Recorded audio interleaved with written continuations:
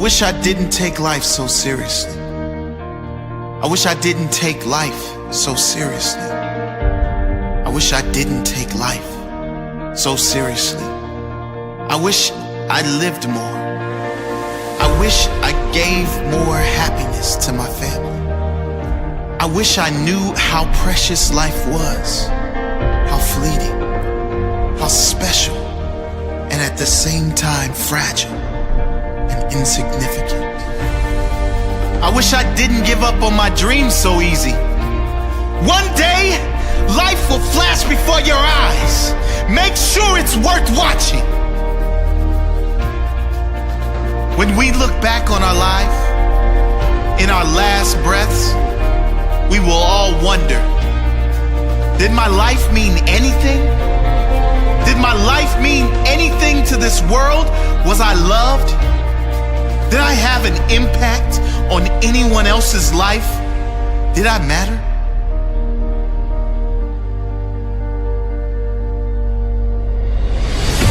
We won't be worried about our bills. We won't be worried about our hair. We certainly won't care about our favorite TV show. We won't spare a second thought of others' opinions and judgments. Did I matter?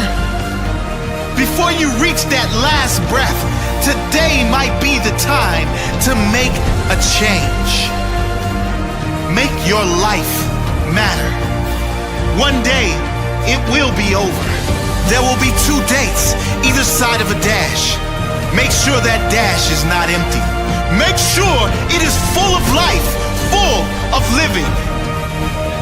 Oscar Wilde once said, "To live is the rarest thing in the world. Most people exist. That is all." And he was right. Don't live like everyone else. Existing. Be extraordinary. Live every moment with passion and wonder. Don't take anything or anyone for granted. What is important to you? What dreams do you have? Go get them. What are you waiting for? You only have one shot.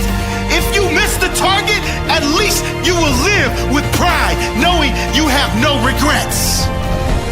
Who do you love? Who has loved you? Tell them. Tell them now. You never know when it will be your last chance. Don't take this magical thing called life for granted. Keep your head when everyone else is losing theirs. Trust yourself when everyone else doubts you. Master your dreams when all others give up on theirs. Be the captain when everyone else is content being the crew. Be the lion when all others are playing sheep. Be the leader when all others are following. Live each day as if it may be your last on earth. It may be. Leave your legacy.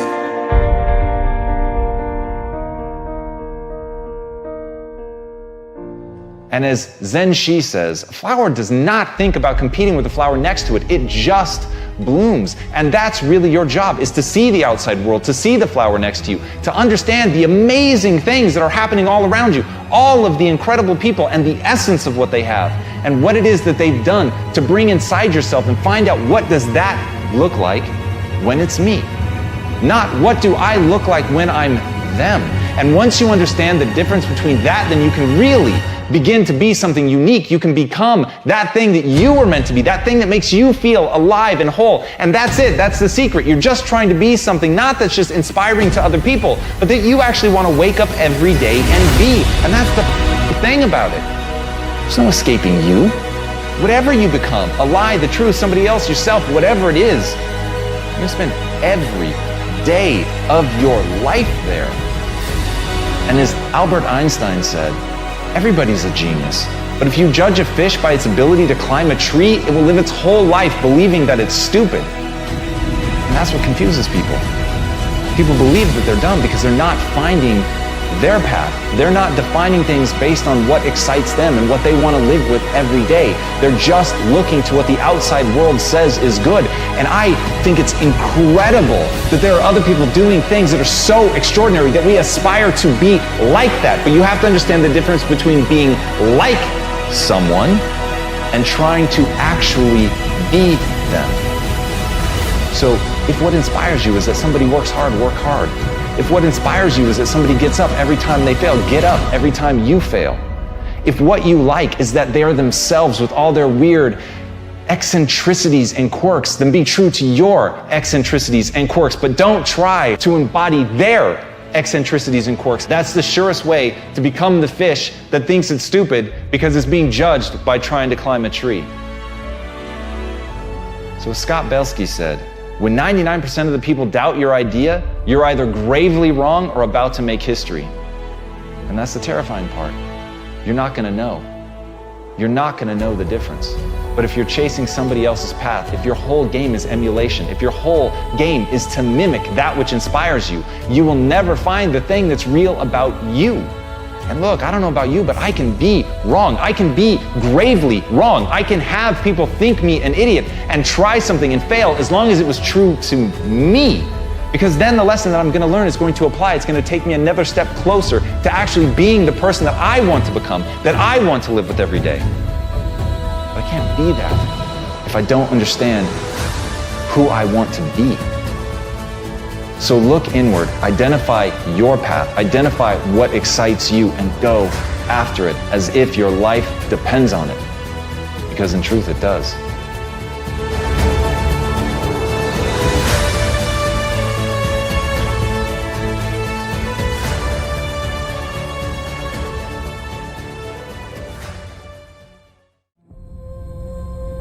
And the question is, if you died today, what dreams? What ideas? What leadership? What books? What gifts will die with you?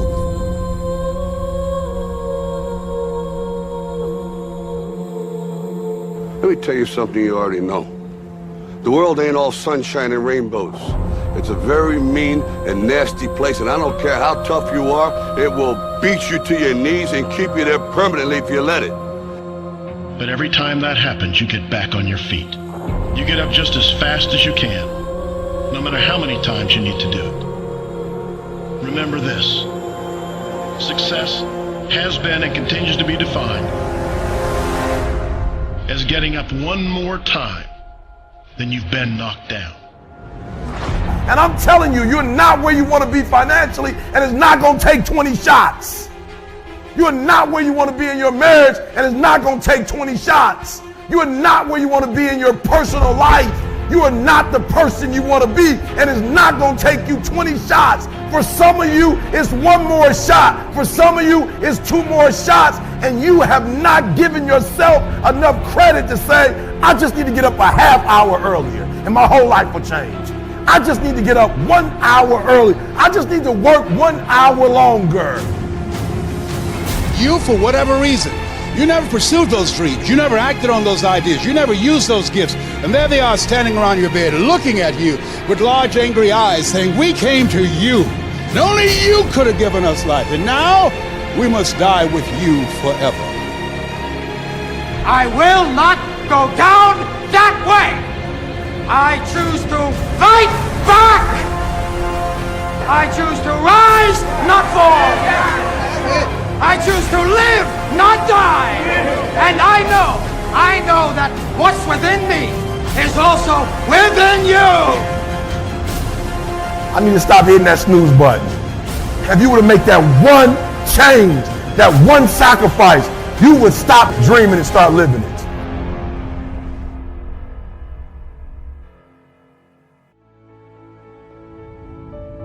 What would amazing look like for you? What would amazing look like if you were amazing? If you know what amazing looks like, then why haven't you gotten there yet? I want you to say, the reason I'm not as amazing yet because I hit the snooze button. That's why I'm not amazing right now. The reason why I'm not amazing right now is because I couldn't get up early enough because I told myself I'm not an early person. I don't get on Twitter every blue moon. I don't get on my app every blue moon. The reason why some of you will never be successful because you're not immersed in it.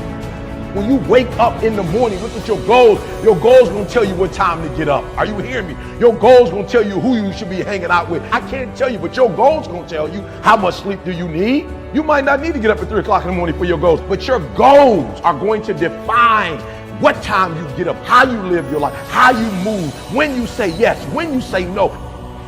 Think like the person you intend to become.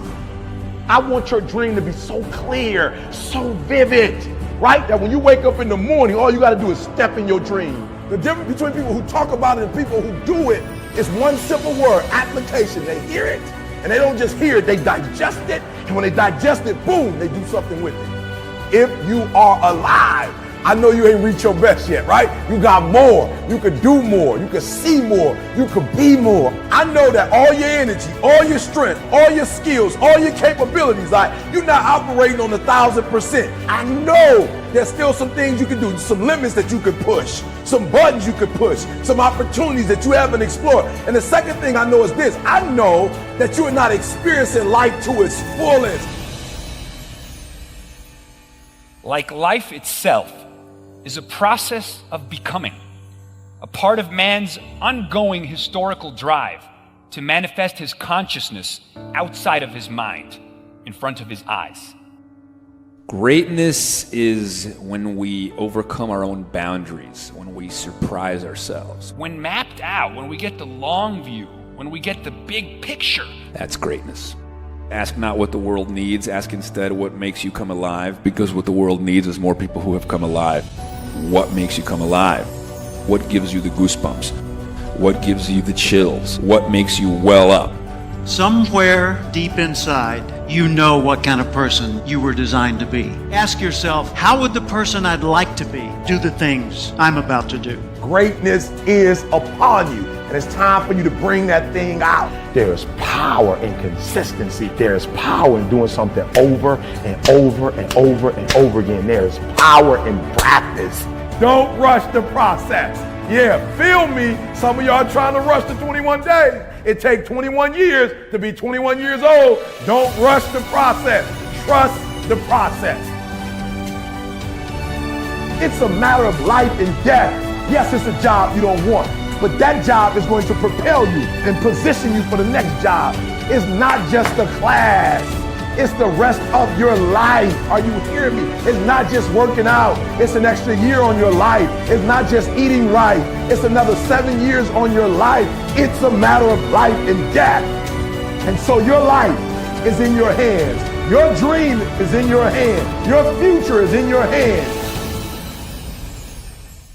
If you're going to get in the zone, if you're going to do fourth quarter living, you got to be comfortable with hitting the wall. If I got any runners out there, any fighters out there, any athletes out there, anybody that's ever stretched the limits, you know that in order to get to the zone, you got to hit that wall first. You got to hit that brick wall first. What does that mean? You got to get to a place in your life where all your strength is gone and you're no longer operating on strength, but now you begin to operate on will. You get, listen to me, you get to a place where you're not, it's not this no more. It's not your strength. It's not your natural strength. You are for will. And many of you, I declare right now, many of you have never gotten the will. You've never operated on will. And so you got to hit the wall. And what I mean by hitting the wall is if I run for 30 minutes, right? If I run for 30 minutes, I got to say to myself, every time you run, Eric, you got to get to 35 now. You got to go 5 more. Once I get to 30, my body say, yo, E.T., let's stop. Because the last 5 days we did 30. We did 30, Eric. It's time to stop. We did 30 minutes, and what I got to do is I got to push it to the limits. I got to push it to the limit. I got to be willing to hit the wall. I got to be willing to get past crying. I got to be willing to get past hunger. I got to get past self-defeat, saying you can't do it. I got to be willing to get past a low self-esteem and say I deserve it. If anybody else deserves it, I deserve it. It's mine. Listen to me. You got to be willing to hit that wall. And for most of you, when you get to that wall, you give up, you quit. You got to get to the place where you can hit the wall. There is a system. There is an orbit that you've been functioning in, and that most of the people around you contribute to. They're the social construct that contributes to you coming back down again. That defines you. And people are comfortable with you. They don't mind you leaping up every now and then, as long as you come back down with us. In fact, people only hate on you when you try to get away. As long as you come back down and fit back in the system, people don't have no trouble with you. But the moment you pack up your bags and say, see you, wouldn't want to be here, I'm out of here, people have a problem with that because you're leaving the orbit. And you're going to have to break the gravitational pull. You're going to spread your wings and you're going to sail into your destiny. There's a reason you survived. There's a reason you endured. There's a reason that you cried but didn't faint. That you crawled but you didn't collapse. That you fell down but you weren't shattered. You're a new person, but before you walk out of that door, you got to have a new mind. You cannot believe the old labels. I want you to stop speaking negativity over yourself. You are an answer. Walk like it, talk like it, plan like it. The world will change their opinion about you the day after you do.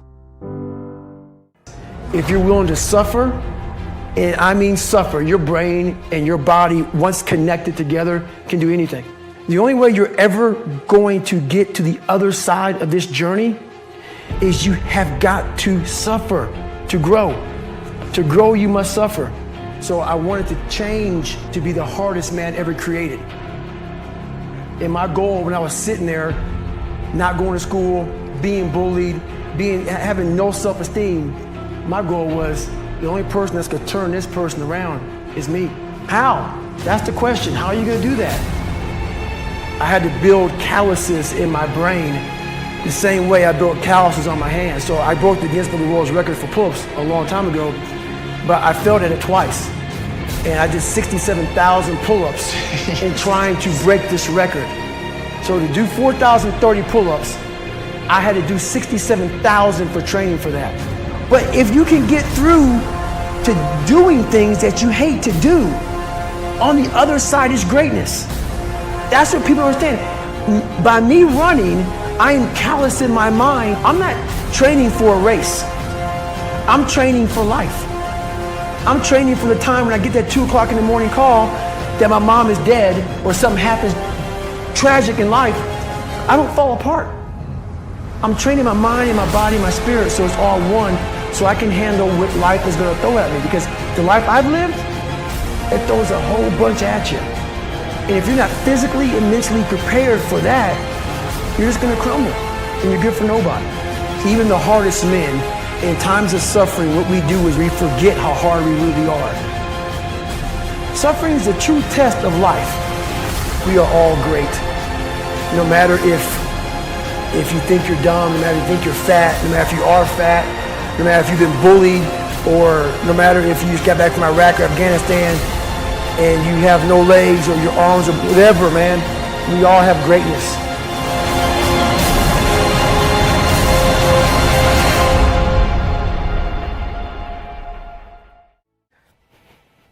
If I could get 4 of you to understand, it's just not gonna matter when people, I love when people, I don't even know what else to tell you. I'm gonna say it very clear. Let Stefan get very focused here because I wanna really deliver this with all the drama that it deserves.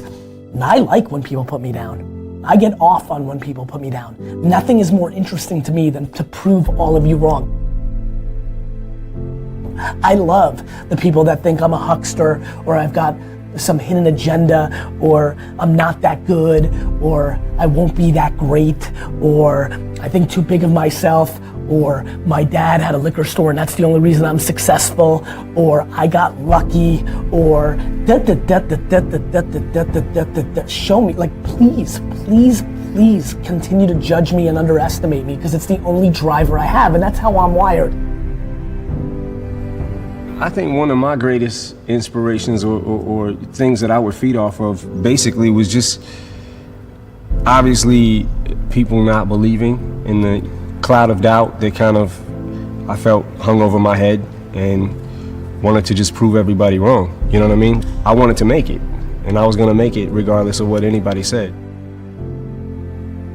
I mean, there's so many people right now that are not doing what they love because they're worried about what other people think or what other people say, especially your inner family. We've talked about this at length. I'm very passionate about this. I'm so grateful that I don't give a crap what anybody thinks of me. When you're 15 now, when you're 51 or when you're 91, you're gonna be stunned how little you care, how little it mattered. And this includes your parents and your siblings and even your children. This is an intense thing. This is a very intense thing. And at the end of the day, it's not gonna matter. And you have to love yourself first and feel good and complete with yourself first. So as a 15-year-old, I would do what I did as a 15-year-old, which is start building those skills and not listen to your parents and not listen to your teachers and not listen to your friends. Respect it, but don't let anybody impose their way on you. It's you. You're with yourself, and you've got to make yourself happy first. Just close your eyes until you're 29. Everybody wants to come up with excuses. I'm this, I wasn't born that way. I'm stuck, I'm in a rut. I wasn't born here, this. You can't be lost in life when you're this young. I'm a female, I'm an immigrant, I'm a minority, I'm transgender. Excuses. Reality, the problem is, nobody cares. Your lack of patience is killing you, slowing you down, and everybody else. Your need of things is killing you. I don't need a fucking watch, I don't need a fucking whip. You need to be happy, because happiness drives everything. You're not lost in life, you're just early in the process. Everybody's trying to prove something so early. You fucking wrap your head around not giving a fuck about any advancement to your 29. Please, whatever it takes, call your grandmother, go to your great grandfather's burial spot, go back to the old country, go to a shelter, do something that recalibrates your perspective on what is actually going on here. Every person in here fucking won the lotto. You won. Way too many people have made decisions without ever trying. Everybody's judging themselves way too early. You can literally do 4 different things over the next 2 years, 6 months at a time to figure out everything that you think you might like, you should try to do. Doing something around passion is very similar to love. You're blinded because you like it. It's not rational. It's not rational. The number one reason I push patience, man, patience. Everybody's looking up to audit themselves where they are now, is because patience will give you the air cover to take risks. Time is your asset. What I would do is gather as many experiences as possible. The one thing a 20-year-old has over me is 20 fucking years. Get the fuck out of the machine for a second and think about what you're doing here. You get optimism and patience, you're fucking off to the fucking races. The 99% that achieve are willing to sacrifice, be persistent, put in disproportionate work,